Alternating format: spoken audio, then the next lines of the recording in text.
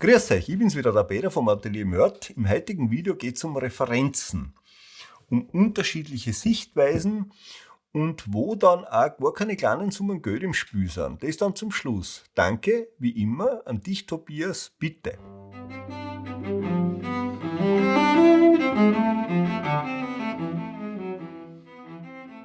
Nachdem unsere Homepage, sagen wir mal in absehbarer Zeit, so weit fertig werden wird, dass sie online geht, ich werde euch das dann noch genau erzählen, wann das wird, wenn ich es selber wisse, werdet ihr einen Punkt vermissen, nämlich das Anklicken von Referenzen.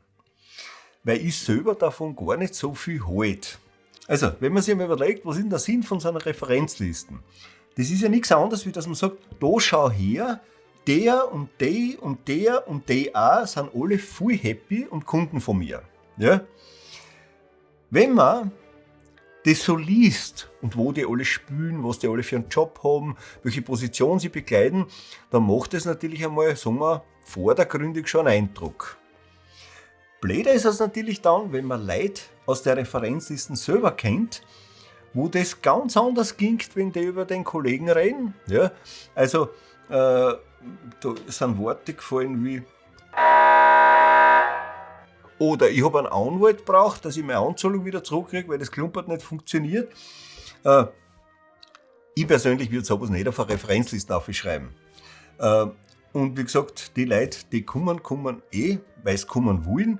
Auch nicht, weil sie jetzt was gezahlt kriegen oder sonst irgendwas.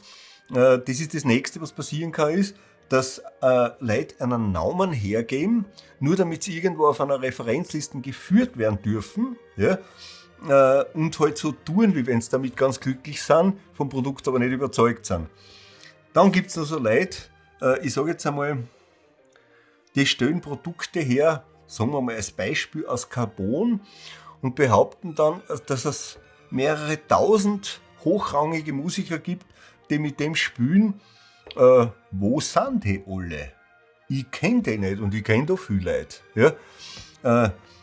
Und noch lustiger ist es dann, wenn es Referenzlisten gibt, wo die Musiker nicht einmal wissen, dass draufstehen. Also, ein Beispiel. Da hat die Mama von einem Musiker eine Ferienwohnung. Die ist ein paar Schritte entfernt von einem, sage ich mal, Kollegen. Und da geht man einmal hin, kauft, ich weiß nicht, ein Kolophonium oder ein Stimmpfeiferl oder irgend sowas. Man kennt sie sowieso, weil man ja Nachbar ist. Ja? Und auf einmal ist ja schon auf der Referenzliste drauf. Und ich denke mir dann, lustig, dann rede ich den an, weil es ein Kunde von mir ist. Und dann rede ich den an und der sagt, wo stehe ich drauf? Also das taugt mir am allermeisten. Wenn man von einer Referenz... Ja, jetzt habe ich ein Kraut im Hals, weil ich so schier bin. Naja, jetzt nicht mehr, oder? Gerade fressen. Ja. Nein, so prinzipiell, wie gesagt, da gibt es ja diese Werkstätten, nicht, wo man reinkommt und wo ein Foto neben einem anderen ist. Überall geben sich die Leute die Hand und da sind dann Autogramme drauf und. Ja, wenn man das braucht, also mein Gedächtnis ist so gut, ich muss nicht alles abfotografieren. Ja? Und sagen wir es einmal so, ja, das sind wirklich zum Teil lustige Sachen. Da gibt es einen Kollegen im Münchner Umland irgendwo, nicht? Da habe ich zuerst sowieso geglaubt, das ist der DJ Ötzi, weil er immer so ein Kapperlauf hat. Ja? Und da jägt ein toller Name den anderen. Ja? Und wenn man die Leute dann, und ein paar davon kenne ich halt selber, ja? Wenn man mit den Leuten dann redet, dann klingt das wirklich alles ganz anders. Ja? Also, wie gesagt, Referenzlisten, alles recht und schön. Ich selber hängt mir wahrscheinlich eher einen Pirastro-Kalender auf, ja, bevor ich mir die Foto überall hinhänge. Ja. Und ich habe das auch, wie ich x-mal in Asien gewesen, nicht? Ich habe das in Asien gesehen, das Allerwichtigste, es geht gar nicht um das Gesprächsthema oder es geht gar nicht um jetzt auch irgendwie Qualität, also es geht einfach nur darum, können wir ein Foto miteinander machen, dass alle lieb lächeln und vor dem Foto werden dann Visitkarten austauscht, wo jeder in Wirklichkeit schon ein CEO ist oder ein Senior Director oder also was da an Titeln herumschwirrt. Ja?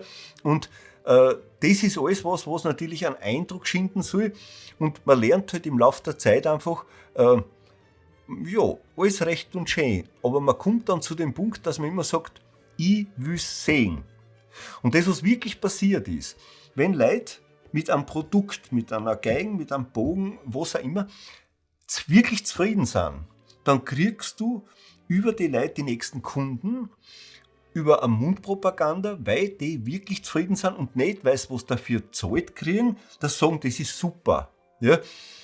Ganz peinlich ist es dann, wenn, da hat es einen Professor gegeben, für Geige, der hat einen Carbonbogen in seinem Koffer drinnen gehabt und hat jeden seiner Studenten oder Studentinnen seinen Carbonbogen antrat, ja, den hat er geschenkt gekriegt, ja, und den hat er dann in letzten Studenten verkauft.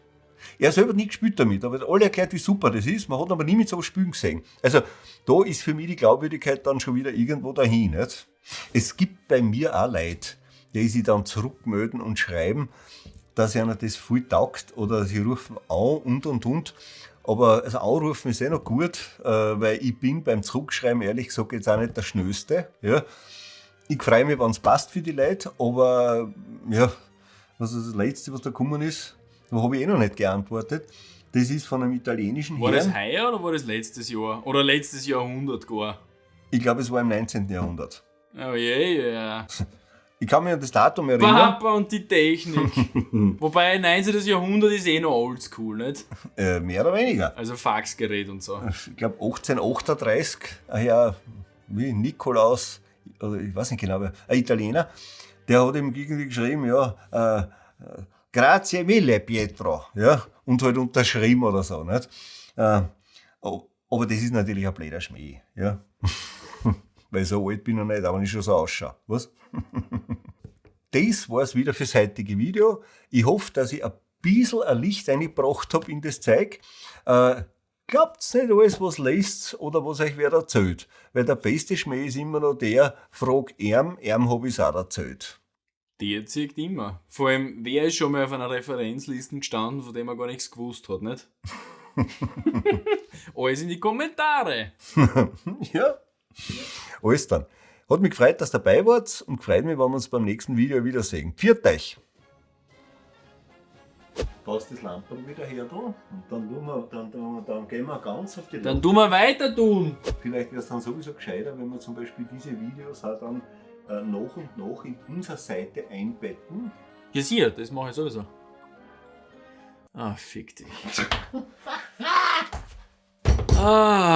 Gut, der geht an die. Ja, und das tut so gut. Arsch! Die Frage ist, was willst du alles erzählen? Das Geschichtel mit dem DJ Ötzi, mit 4 Leuten, die auf der Referenzliste stehen. Dann Leute, die gar nicht wissen, dass sie auf einer Referenzliste stehen. Das ist der, von, wo die Nachbarin ist, oder Ja. was? Ja, oder dass Leute drauf sind, die eh schon gestorben sind. Dann, was ist passiert? Zum Teil wieder Kolophonium verkauft und man landet schon auf einer Liste und weiß davon gar nichts.